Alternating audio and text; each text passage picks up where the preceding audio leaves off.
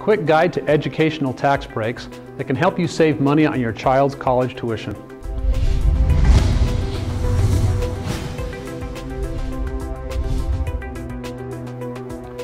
The federal government is constantly making changes to the tax law. We all know that, which can make it difficult for regular people to keep up with all the tax breaks they might be eligible for, including tax breaks for spending on your child's education. So please add this video to a playlist and check back from time to time to look for those changes. I've done a lot of research, and in this short video I will share some of the most important tax breaks you need to know about in order to get a little bit of that money back from Uncle Sam. Hello, I'm Brian Nash, owner of Nash College Planning Strategies and author of How to Beat the High Cost of College. Since 1984, I've spent my life studying the ins and outs of financial planning so I can help families like yours save the most possible on your child's college tuition, including on taxes. Here are some of the most common educational tax benefits that you need to be aware of.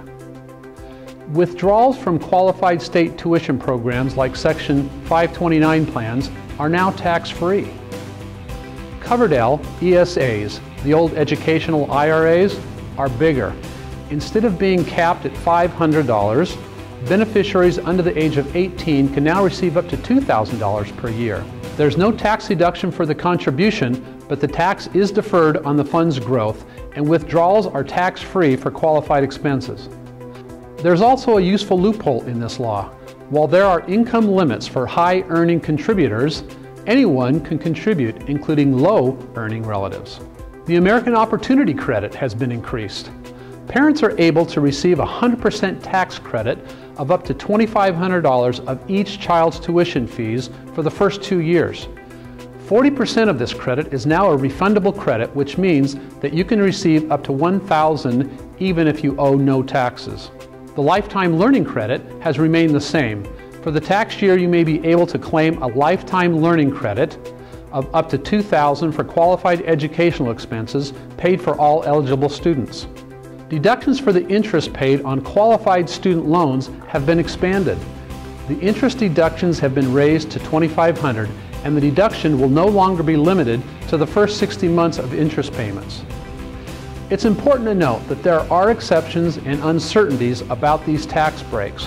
For example, some upper middle class families may not qualify for many of the benefits, especially individuals that can earn more than $60,000 or joint filers who earn more than $120,000. Also, applying for one credit may make you ineligible for another. The same child, for example, cannot earn you both a Hope credit and a Lifetime Learning Credit in the same year. Nor can you claim either of these credits for expenses paid with money pulled out of 529 plans or Coverdell ESAs. Most importantly, many of these benefits will have an effect on your expected family contribution. Picking up a Hope credit or a Lifetime Learning Credit, for example, will leave you with more untaxed income.